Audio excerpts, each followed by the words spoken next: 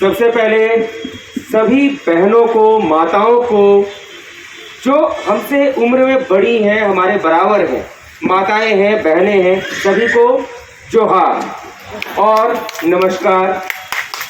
आज हमने देखा, पिछले कई दिनों से मैं देख रहा हूँ, 29 तारीख से मैं देख रहा हूँ आप लोग यहाँ पर अपनी मांगों को लेकर धरने पर बैठे हैं।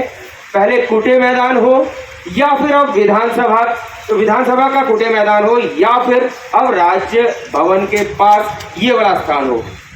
जो मुझे पता चला, जो मैंने देखा, आपकी परेशानियां देखी, आपकी मांगों को देखा, इसमें से कोई भी ऐसा शब्द नहीं देखा मैंने जो गलत हो। एक ऐसी मांग जो पूरी तरह से जायज नजर आ रही है, हर तरीके से एक ऐसा, क्या इसको कहा जाए, जब एक परिवार जिसके पेट में भूख की आग लगती है, जठराग्नि कहते हैं, पेट की आग जब मिटानी होती है तो लोग बहुत कुछ कर जाते हैं। आप तो फिर भी आज मात्र 66 रुपए 66 पैसे में किसी तरीके से अपना जीवन जी रहे हैं और कर क्या रहे हैं, बच्चों को भोजन करा रहे हैं। एक माँ के रूप में इस तरीके से करा रहे हैं जैसे वो आपके अपने बच्चे हो। लेकिन आज मैं पूछना चाहूंगा सरकार से, कहाँ है सरकार? आपको इनका दर्द क्यों नहीं दिखता?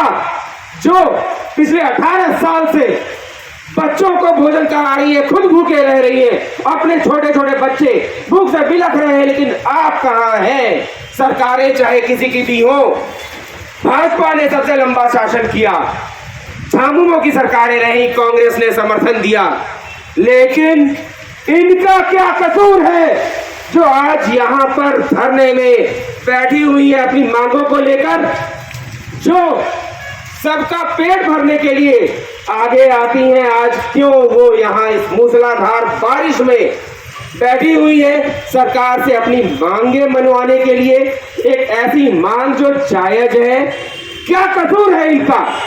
क्या इनका कसूर इन सभी महिलाओं का, ये जो माताएं हैं, ये बहनें हैं, आप सबका क्या कसूर है?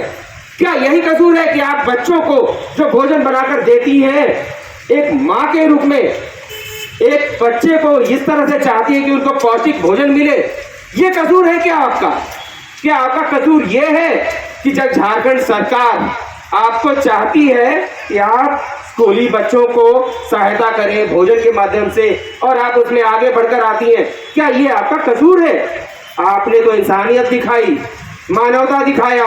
किसी तरह से मुझे जो जानकारी मिली, संयोजिकाओं को क्या मिलता है? मात्र 66 रुपए 66 पैसे।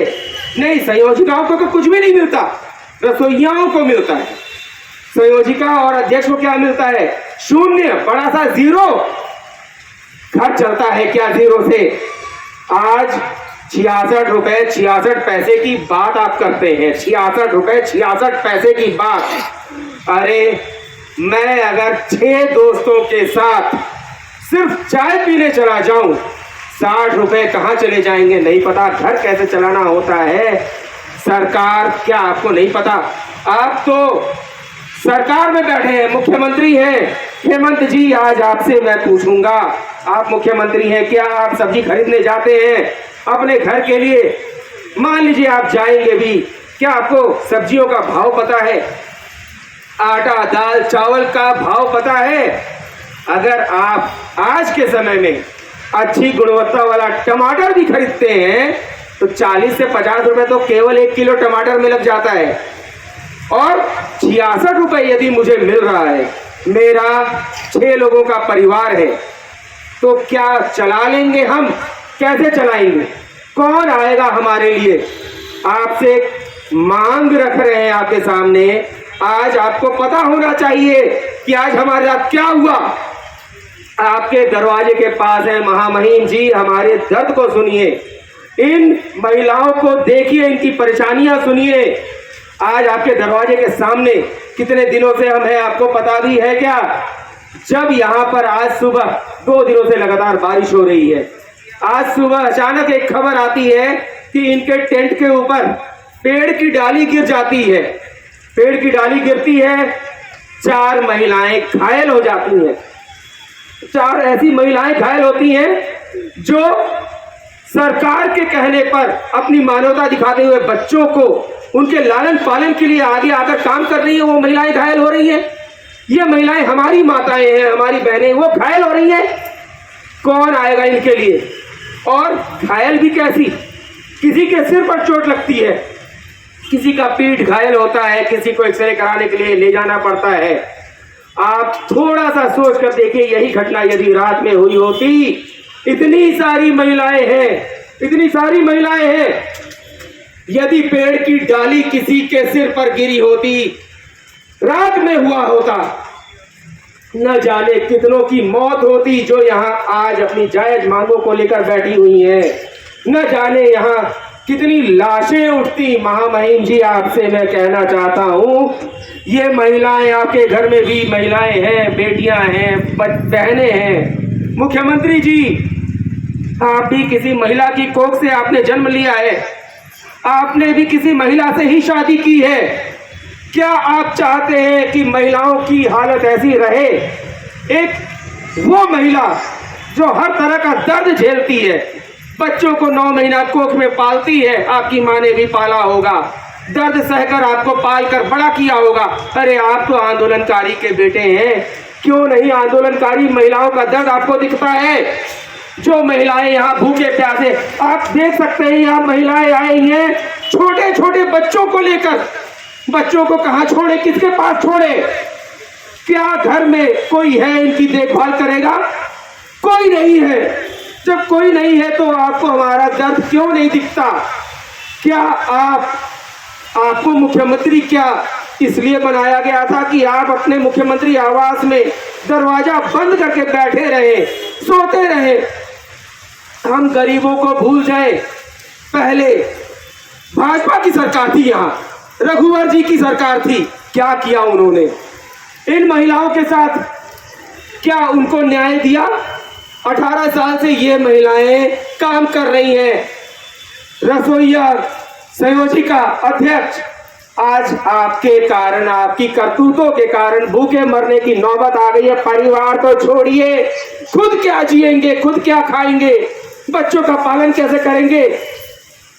कब आपकी आंखें खुलेंगी? आज मैं आपको ये बता देना चाहता हूं, विपक्ष हो या सत्ता पक्ष, आप सबसे अब उम्मीदें टूटने लगी हैं।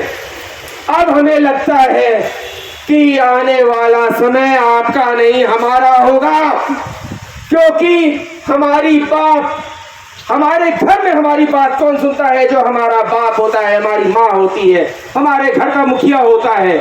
अगर मेरे पिता या मेरी माँ हमारी बात सुनना बंद कर दें, आंख बंद करके घर में बैठ जाएं एक कोने में, तो घर की बागडोर हमें अपने हाथों में लेनी पड़ती है, अपने हाथों में।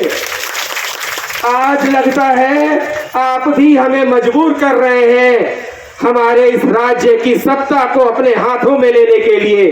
आपने देखा होगा, बहुत अधिक दिन नहीं हुए, हमारे ही देश के बगल में है श्रीलंका, वहां पर क्या हुआ? जब सरकारों ने देश को बेच दिया, वहां की जनता राष्ट्रपति भवन में घुस गई, प्रधानमंत्री भवन में घुस गई, कब्जा कर लिया। क्या आप चाहते हैं? हम तो नहीं चाहते हैं, हम तो ऐसा नहीं चाहते। लेकिन अगर आप मजबूर करेंगे, अगर आप हमें बाध्य करेंगे, विवश करेंगे, आपको इतना जरूर कहेंगे कि हम दिखने में यहाँ कुछ नजर आ रहे हैं, लेकिन हम कुछ नहीं है। हमसे ही सरकारें बनती हैं, हमसे ही सरकारें बिगड़ती हैं। जब हम सरकार बना सकते हैं, बिगाड़ सकते हैं, तो हम अपनी सरकार क्यों नहीं बना सकते? ये महिलाओं, इन महिलाओं को देखिए जो पूरा घर चलाती हैं, क्या ये सरकार नहीं चला सकती? हमारे देश की प्रधानमंत्री थी इंदिरा गांधी, क्या उन्होंने देश नहीं चलाया था? आज क्या कसूर कर दिया इन महिलाओं ने? क्या इनका कसूर ये है कि ये झारखंड में है, केरल में नहीं है और राज्यों में नहीं है, जहां पर इन महिलाओं की बातों को सुना जाता हो, उन्हें सही वेतन दिया जाता हो, उनको पूरा भत्ता मिलता हो? मात्र इनका कसूर यह है कि ये झारखंडी है, झारखंड को तन मन से अपना मानती है, झारखंड की मूल निवासी है। क्या इन्होंने झारखंड के लिए अपना सर्वस्व त्याग दिया? झारखंड के विद्यालय के बच्चों के लिए अपना सब कुछ दे दिया, अपने परिवार को समय नहीं देती हैं। क्यों? क्योंकि विद्यालय के बच्चे भूखे ना रहे, उन्हें सही समय पर भोजन मिले, पौष्टिक भोजन मिले। और आप प्राइवेट हाथों में देने की बात करते हैं, इन महिलाओं का हक मारते हैं। किस कारण से? क्या इन महिलाओं में आपको अपनी माँ, अपनी बहन, अपनी बेटी नजर नहीं आती? कभी तो राजपाट से अलग हटकर मानवता भी दिखाइए। मुख्यमंत्री जी, हेमंत सोरेन जी, विपक्षी पार्टियां, सभी से मैं कहूंगा कि आज आप क्या इंतजार कर रहे हैं? 15 अगस्त को तो आत्मदाह करने वाले थे, आपने किसी तरह से टलवा दिया, लेकिन लगता है उससे भी बड़ी साजिश हो रही है। कभी पेड़ की डाली गिर जाती है, कभी सीने का छाती फट जाता है। जब आंखें भर आती हैं, क्या आप में से कोई भी आंसू पोंछने के लिए आता है? कोई नहीं आता। आप मुख्यमंत्री हैं, राज कर रहे हैं, लेकिन राज किस पर किया जाता है? जनता पर, प्रजा पर। जब आपकी जनता ही भूख से मर जाएगी, मिट जाएगी, तो आप राज किस पर करेंगे? ये जनता आपके बच्ची होते हैं। आप राजा हैं, कोई भी राजा सदियों तक राजा नहीं रहा। हर राजा को कभी न कभी जाना पड़ता है, और जब जाता है तो उसके हाथ खाली होते हैं।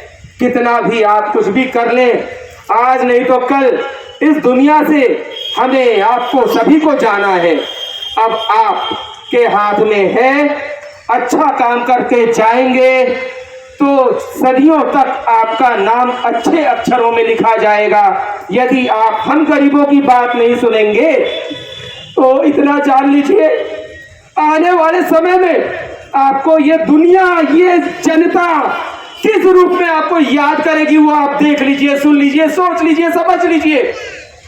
कहीं ऐसा ना हो आपके जाने के बाद लोग आपके नाम को 2 दिनों में भुलाकर ये कहना चालू कर दे कि एक ऐसा व्यक्ति हमारा राजा था जिसने हमें मरने के लिए छोड़ दिया। जनता को विद्रोह पर विवश मत कीजिए आने के लिए कि जनता विद्रोह करने के लिए मजबूर हो जाए। जनता है तो आप हैं, जनता जनार्दन होती है, ये बात कब समझेंगे आप? बस इतना कहूंगा मैं कि जब आप मुख्यमंत्री नहीं बने थे इस बार, आपने वादा किया था, अपनी बातों से आप क्यों मुकर गए? आपने वादा किया था हम आपकी बात सुनेंगे, आपकी परेशानी हल करेंगे। क्या रसोईया, संयोजिका और अध्यक्ष क्या इस राज्य के वासी नहीं है? क्या उनका पेट नहीं है? क्या उन्हें भूख नहीं लगती? क्या उनका परिवार नहीं है? क्या उनके घर में बच्चे नहीं है? क्या उन्हें पढ़ाई की आवश्यकता नहीं है? आज मिनिमम वेजेस की बात होती है, न्यूनतम भत्ता, न्यूनतम मजदूरी की बात होती है, कहां गया वो सब? आप खुद सोच कर देखिए, आप अपने आप को उस जगह रख के देखिए। आपको तो मुख्यमंत्री पद की सैलरी मिलती है। मैं तो बस इतना कहूंगा, आप बस 6 महीने भी नहीं, 2 महीने भी नहीं, मात्र 1 महीने के लिए उस वेतन पर काम करके दिखाइए जो वेतन संयोजिकाओं को, माफ कीजिएगा, रसोइयाओं को मिलता है। संयोजिकाएं तो आज भी बेचारी, अध्यक्ष तो आज भी बेचारे शून्य पर है। क्यों? क्योंकि उनका काम ही है किसी तरीके से काम चलाना, खुद भूखे रह जाना, सरकार की उपेक्षा झेलना। कब तक? मैं आह्वान करता हूं सरकार आपसे, विपक्षी पार्टियों आपसे, अब खड़े होकर हमारी मांगों पर विचार कीजिए और हमारी मांगों को, यदि उसमें कुछ गलत आपको दिखता है तो बताइए तो सही। कम से कम ये तो बताइए कि हमारी मांगों में गलती है या नहीं। आप भी जानते हैं कि हमारी मांगे जायज है, हमने कहीं से कोई गलत मांग नहीं रखी है। क्या जीने का अधिकार हमारा नहीं है? एक शिशु, छोटा बच्चा जब जन्म लेता है, मां के गर्भ से बाहर आता है, धरती पर पहला कदम रखता है, उसी क्षण उसी पल उसको जीने का अधिकार मिल जाता है, जो कोई नहीं छीन सकता। आप भी नहीं छीन सकते, आप भी नहीं छीन सकते मुख्यमंत्री जी, कोई न्यायालय भी नहीं छीन सकता, कोई कोर्ट नहीं छीन सकता। फिर आप क्यों हमसे हमारे जीने का अधिकार छीन रहे हैं, हमारे बच्चों से शिक्षा का जीवन का अधिकार छीन रहे हैं, हमारे परिवार को भूखे मारना चाहते हैं? हमें क्यों सड़क पर मजबूर कर दिया है आपने? इतने दिनों से छोटे छोटे बच्चे हैं, उन बच्चों को लेकर यहाँ पर आने के लिए क्यों मजबूर कर दिया है? क्या आप नहीं चाहते कि आपके राज्य को देश का सबसे सुखी और धनाढ्य राज्य बनाया जाए?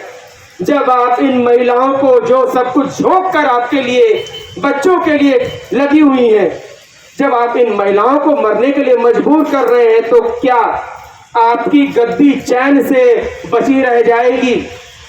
मैं तो बस इतना कहूंगा, मैं फिर से यही कहूंगा, आज लगता है समय आ रहा है, आज हमें आपकी सरकार की लगता है जरूरत नहीं है। भारतीय जनता पार्टी, आपको भी मैं कहूंगा, आपकी जरूरत नहीं है। 2024 में आप जो सपना लेकर बैठे हैं, आपकी भी जरूरत नहीं है। जरूरत है आज हमें अपनी सरकार की। हम महिलाएं, हम संयोजिकाएं, हम रसोइया, हम अध्यक्ष, हम अपनी मांगों को लेकर जानते हैं कि कैसे क्या करना है। अपनी मांगे तो लेकर रहेंगे, मनवा कर रहेंगे। सरकार चाहे किसी की रहे, आपकी रहे, या हमें अपनी सरकार बनानी पड़े, लेकिन अपनी मांगे तो मनवा कर रहेंगे। इनकलाब जिंदाबाद, इनकलाब जिंदाबाद। इन्हीं बातों के साथ मैं अपनी बातों को विराम देता हूं और मैं एक बार फिर से आग्रह करता हूं मुख्यमंत्री महोदय से, जाग जाइए, इतनी देर ना हो जाए कि आपका सब कुछ आपसे कहीं छिन जाए।